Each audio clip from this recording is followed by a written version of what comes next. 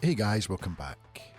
Today I'm going to be painting up a 3D printed Dominator engine. And before getting into the painting, I just wanted to highlight the quality of some of the scanned models that are available online. And it kind of makes you wonder why Games Workshop spends its time harassing independent artists who are creating unique pieces of artwork, when there are literal groups of scanners out there that are making perfect copies of the entire Games Workshop catalogue, to the point that you are now getting perfect scans of Games Workshop models within weeks of release. But in any case, I'm all for it, and long may it continue. But getting back to the painting, I firstly primed the model in a sub-assembly using some black primer, and then went in with some Army Painter Ironclad Grey, which is a really nice and dark grey colour, and use this to do a very quick dry brush highlight of all of the black armour panels. And this is a fairly heavy dry brush, where I'm aiming to hit almost all areas apart from the very deepest recesses. And this is going to cover the majority of the black primer and bring it more into a dark grey colour.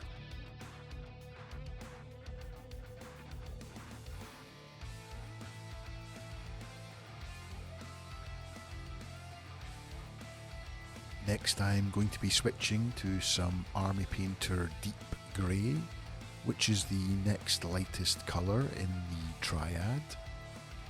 And this time I'm going to be applying a much lighter dry brush with a lot less paint on the tip of the brush, and this time aiming to only really hit all of the upward facing surfaces and all of the edges, to apply a slightly lighter highlight across all of the edges and upward facing surfaces, which should create a little bit of a gradient between the darker recesses and the brighter highlights.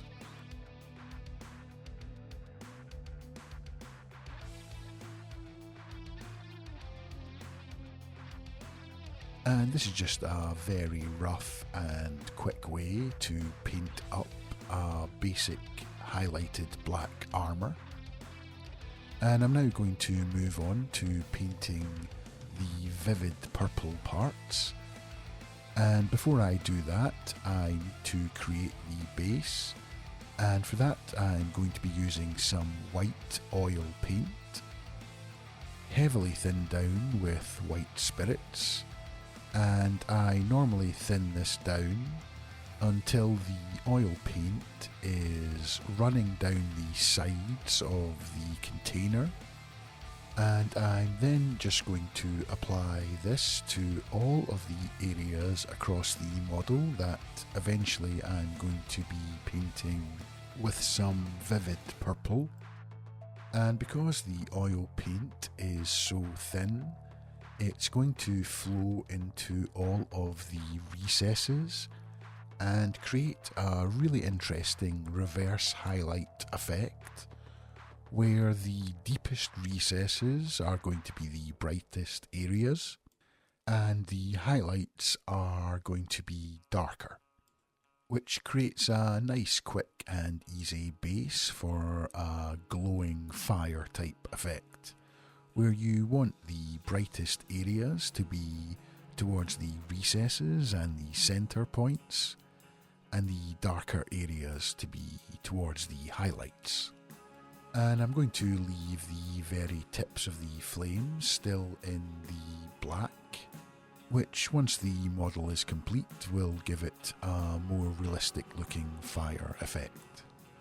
And any overspill of the oil paint onto any of the black areas that I don't want to be in the purple colour I'll just use my finger to wipe it off, and as long as you don't let the oil paint dry, this should be fairly easy to wipe off any excess overspill. And as always, when working with oils or enamels, don't be using your expensive brushes.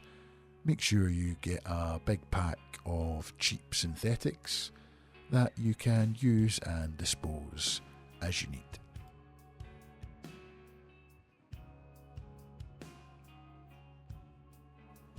And here is where I feel like I made a little bit of a mistake with this model.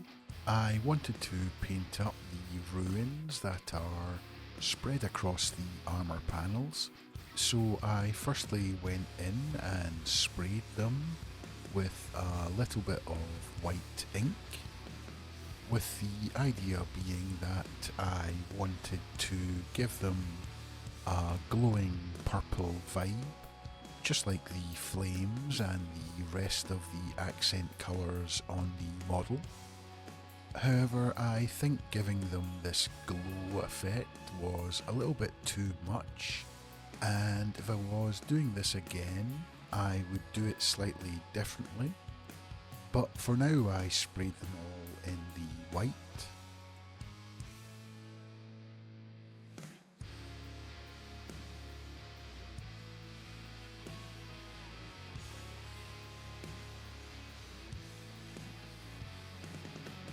And once all of the white had been applied, I then went in with some Rowney Purple Lake and applied this over all of the white areas, including all of the flames and smoke plumes, as well as all of the glowing ruins as well.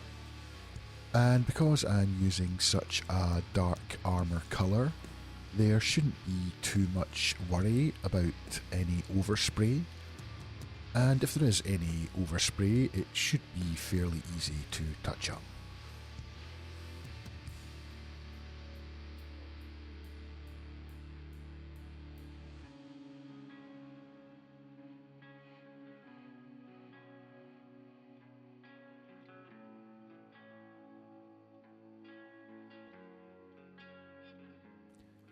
I'm then going to mix up a light purple oil wash just by using some purple and white oil paints, again thinned down with some white spirits, and use this to paint in all of the ruins within all of the glowing areas on the armour panels. And I just applied this over the general area of the ruin and allowed it to flow into all of the recesses, and then just came in with my finger to wipe off all of the excess from all of the flat, non-recessed areas. And as I mentioned before, I think this was a little bit overkill and clashed a little bit with all of the purple flames. And if I was to do it again, I would do what I did here with the helmet part of the model and skip the white and purple glow and just go for the light purple oil wash within all of the recesses. And I think on balance that would have maybe looked a little bit better, but in any case I just proceeded to the next step, which was to paint in these really cool smoke blooms that I managed to source online. And these ones are from Deadly Print Studios and is one of their battle effects. And these particular smoke blooms were from their smoke exhaust bundle. And if I remember, I'll try and post a link in the description down below. But I just painted them in exactly the same way by using some white oil paint and then coming in with the Purple Lake ink.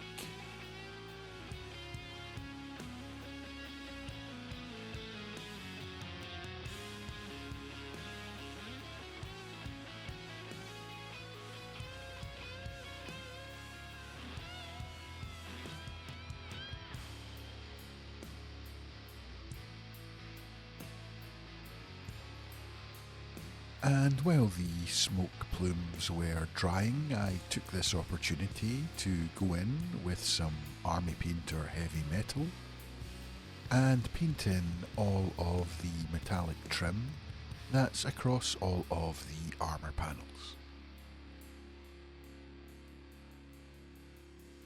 And after all of the metallics were applied, it's now a good time to apply the varnish finish of your choice, and I went for AK Ultra Matte Varnish, but it's entirely up to you if you want to go for a more satin look.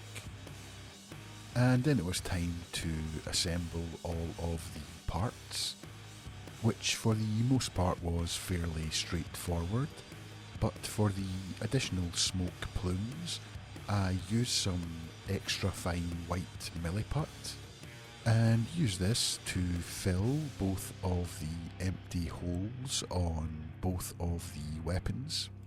And milliput takes around 3 to 4 hours to fully dry.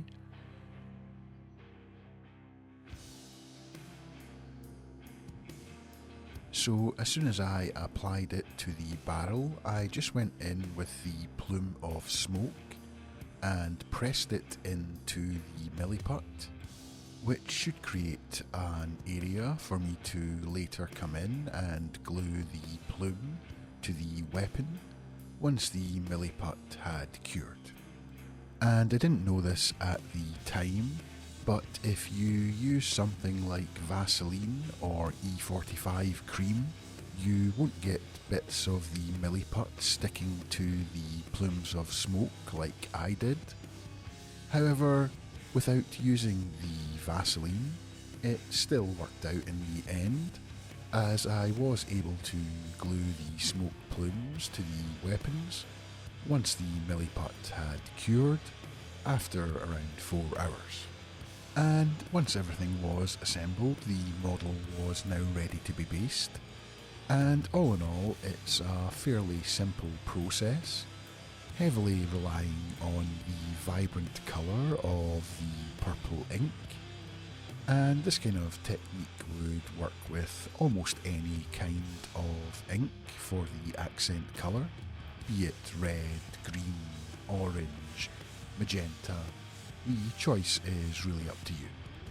And if you have any questions about any of the techniques or paints used in this video, just let me know in the comments down below. And as always, a massive thank you to all of my Patreon and YouTube members. All of your continued support is truly appreciated, and I'll see you in the next one.